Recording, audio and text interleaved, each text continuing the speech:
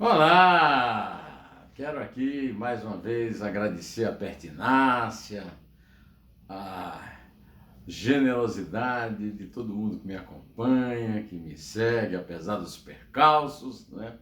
E que faz comentários, que elogia, que critica com nível, né? E quero pedir que continue assim e que peça aos amigos para acompanhar esse canal independente. Não é um canal imparcial, é independente, tá?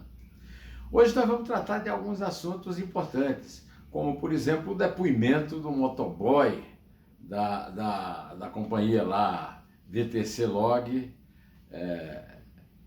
Gestão de Saúde, né?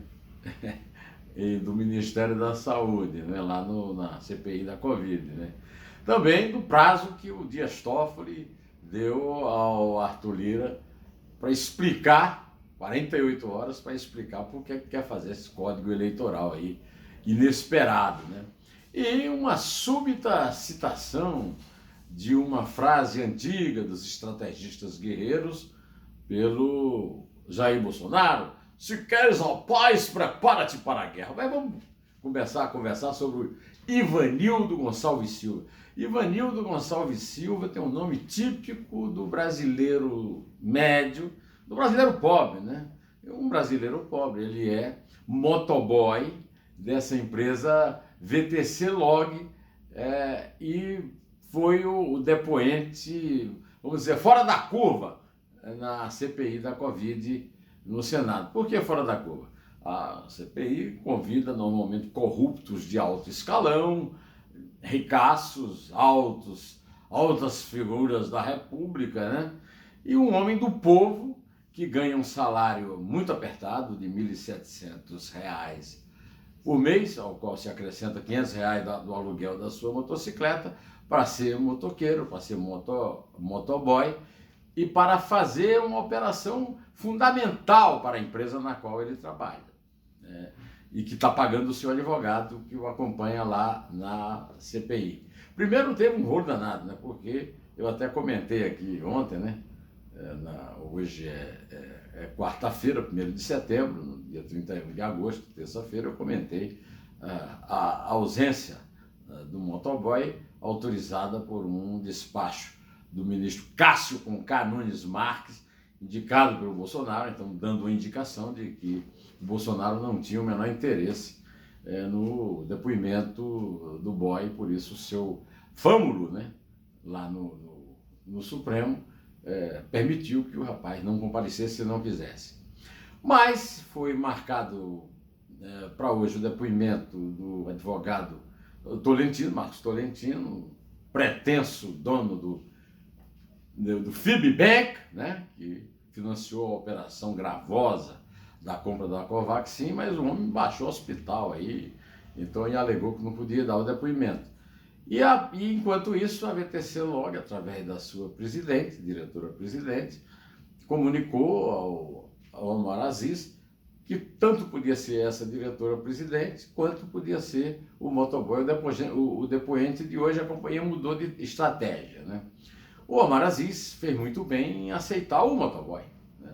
O motoboy é figura de alto relevo. Acontece o seguinte: a CPI já tem provas com vídeos, com relatórios da autoridade de vigilância financeira, o COAF, né? E tudo mais, os bancos, a movimentação de bancos, etc., de que essa empresa, né, VTC Log, que faz toda a logística para o Ministério da Saúde, tem uma gestão muito suspeita, né, da parte financeira, né? Agora, o office boy, o motoboy, dá uma vestimenta humana, né? O testemunho humano da maracutaia, né? Então ele foi lá ainda defendido pela decisão do Cássio de poder silenciar sobre qualquer coisa que o incriminasse, né? E de certa forma muito ali cercado e cerceado pelo advogado de defesa, que ele mesmo confessou que era pago pela de Tecelog e não por ele, porque é lógico, né? Com essa renda ele não tinha condição de pagar aquele advogado com aquele terno elegante, né? Mas o Francenildo foi uma testemunha importantíssima. Eu vi alguns colegas dizendo, não, ele deu pretextos para a defesa quando levou um pendrive até o quarto andar do Ministério da Saúde, e isso aí vai justificar a ida dele, não era estava levando dinheiro, estava levando um pendrive. Não, a questão fundamental é a seguinte, a história é simplesmente reveladora, a história que você pode contar a partir das confirmações que ele deu. Primeiro, quando passou a imagem dele entrando na agência da Caixa Econômica no aeroporto para fazer um saque e pagar boletos, o líder do governo no Senado já falou na sessão da terça-feira, né, dia 31 de agosto, mas isso pode não ter sido isso.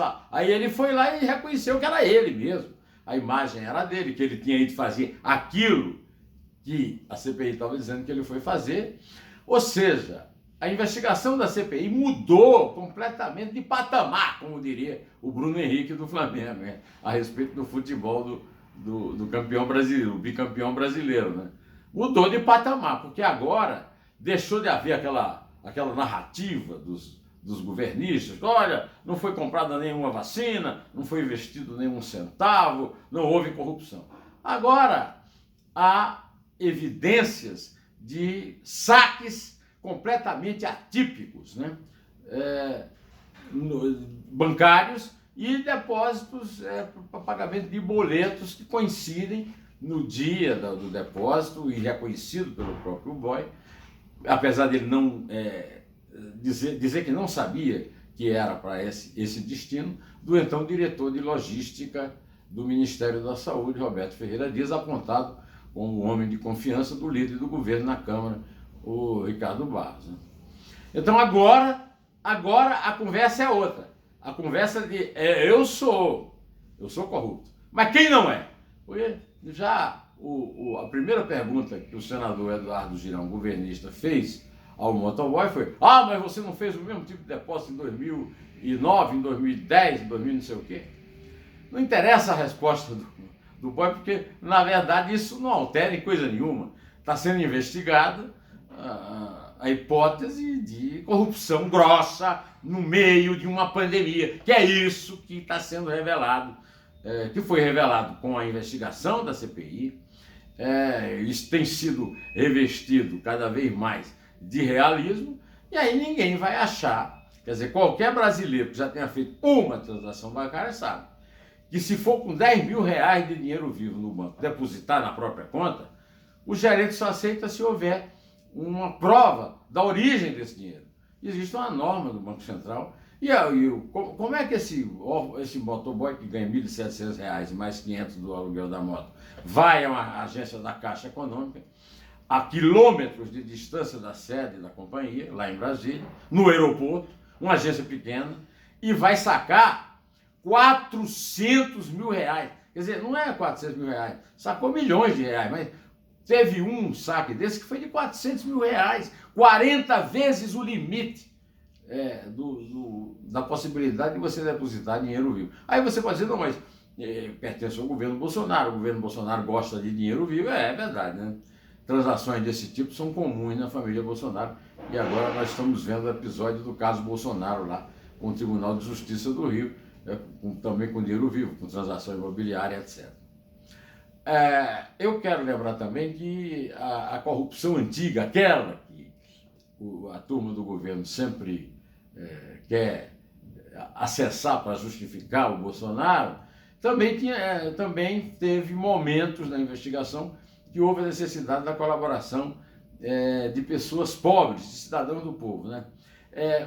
Já tivemos no lugar hoje ocupado por Ivanildo, o Francenildo Costa, que era o caseiro de uma mansão em Brasília, onde se movimentava dinheiro, sexo, prostitutas, e na qual caiu então o poderosíssimo ministro petista Antônio Palocci. Ou ainda, mais remotamente, o caso do Heriberto França, que é quase conterrâneo meu, ele é de Pau dos Ferros, no Rio Grande do Norte, eu sou de Iraúna, na Paraíba. Um motorista que entregou o PC Farias no impeachment de Fernando Collor.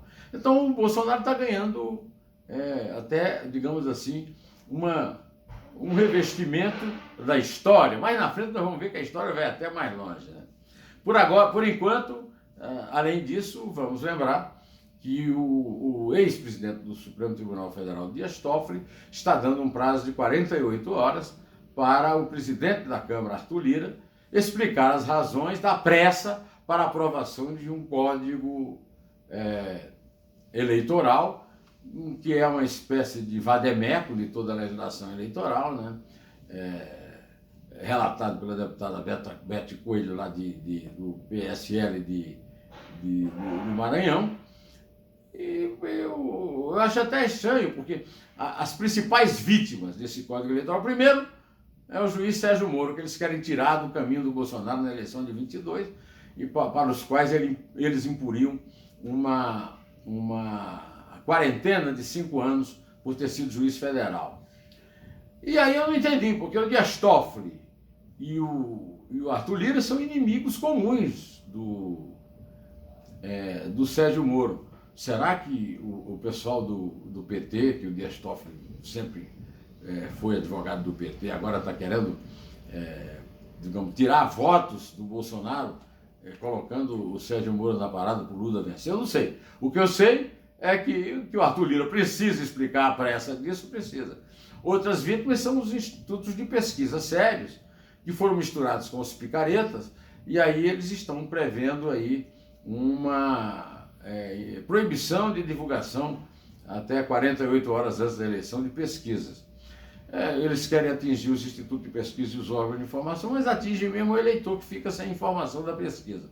Até aí, morreu Neves. Isso aí não tem a importância que o Arthur Lira e o Dias Toffoli estão querendo dar, né?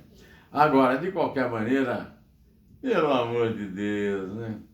O Sérgio Moro está sendo aí vítima desse tipo de conluio, dessa gente toda aí, tudo que foi suspeito, que foi condenado e que por isso agora se vinga dele, é o fim da picada, né?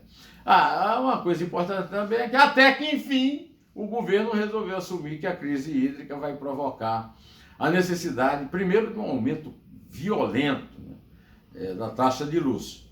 Segundo, começando a possibilidade de um apagão. Olha, um apagão agora, pelo amor de Deus, não quero nem pensar, né? No meio dessa tempestade perfeita só faltava o apagão, né? Mas o certo é que essa falta de comunicação, essa falta de informação do governo Bolsonaro é comum. E o grande crime dessa história da crise hídrica é o Brasil não ter sido preparado para esse enfrentamento, numa tentativa de evitar a consequência disso na eleição de 22.